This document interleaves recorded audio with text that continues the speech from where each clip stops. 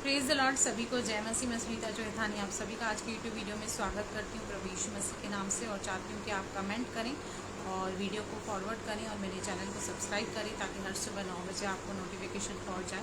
आज भी हम छोटा सा वचन देखेंगे इब्रानियों का। हम 11 का जब पढ़ते हैं 9:24 वचन, तो वहाँ पर लिखा है मूसा के बारे में।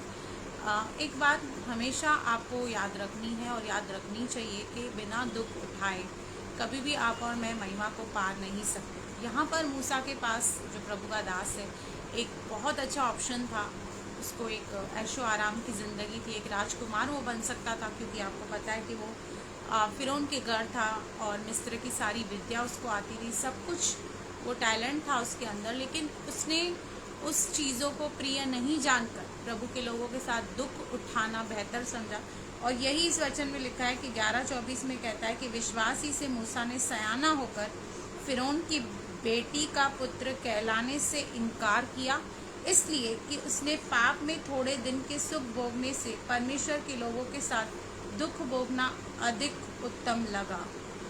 अब उस हर मोड़ पर हमें भी बहुत सारी चॉइसेस मिलती है, पर अक्सर हम उन चीज़ों को चुनते हैं जो हमारे लिए कंफर्टेबल है, जो लग्जोरियस है। शायद आप और मैं होते तो फिर हम राजमहल का ही जीवन चुनते, कभी भी दुख का जीवन नहीं चुनते। लेकिन यहाँ पर हम मूसा के विषय में क्लियरली देखते हैं कि उसने ये चॉइस किया क्योंकि उसको वो नहीं चाहिए था। वो चाहता था कि मैं थोड़े दिन सुख भोगने से अच्छा है कि मैं परमेश्वर के लोगों के साथ, अपने जीवित परमेश्वर के साथ मैं दुख उठाऊं। और आगे कहता है उसने मसीह के कारण निंदित होने को मिस्र के भंडार से बड़ा धन समझा। मुझे लगता है ये उसकी सबसे बड़ी एक अच्छी क्वालिटी थी जिसके कारण परमेश्वर ने उसको चुना। और परमेश्वर खुद उसके बारे में कहता है कि उसके जैसा नम्र और भय मानने वाला व्यक्ति नहीं है, क्योंकि उसने ये चॉइस किया कि उसने ये निर्णय लिया कि मैं भले ही दुख उठाऊंगा, निंदित होऊंगा, लेकिन मुझे कोई ऐशो आराम या कोई लग्जोरियस लाइफ नहीं चाहिए।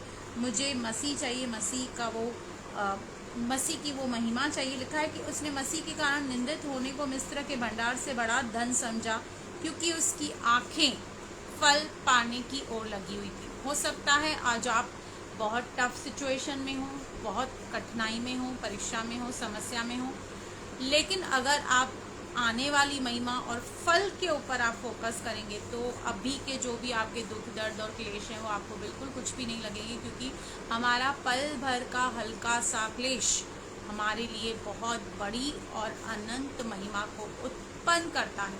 तो यहाँ पे हम देखते हैं कि किस तरह से मूसा ने खुद निर्णय लिया और उस फिरौन के महल को, उस राज्य को ठुकरा कर, मतलब ऑफिशियली देखा जाए तो वो फिरौन की मतलब उस राजमहल में वो आगे चलकर राजकुमार बनने वाला था, लेकिन उसने उसको नहीं चुनकर दुख को चुना। आज हम मसीह से के पास आना चाहते हैं, मसीह से आशीषें पाना चाहते हैं, लेकिन हम दुख उठाना नहीं चाहते। लेकिन प्रभु चाहता है कि हम दुख उठाएं, क्योंकि जब तक हम दुख नहीं उठाएंगे हम महिमा को पा नहीं सकते।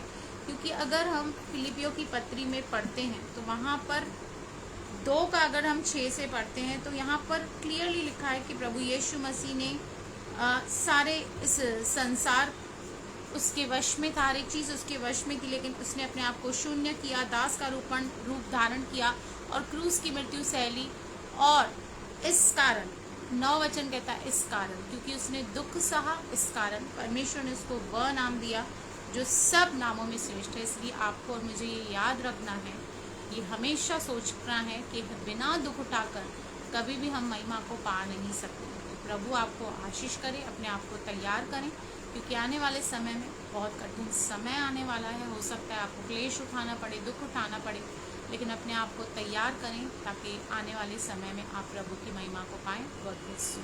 प्रभु आपको आशीष करें। आमीन।